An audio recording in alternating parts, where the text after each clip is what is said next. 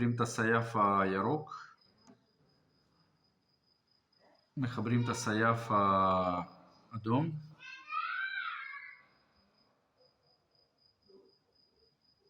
אוקיי, שתיהם התחברו, יש לנו אפשרות להתחיל, מתחילים את הקרב,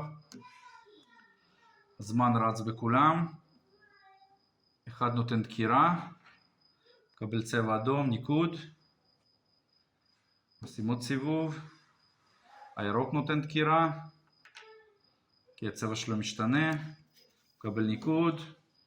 עוד פעם אדום, עוד פעם ירוק, כל הניקודים נרשמים פה,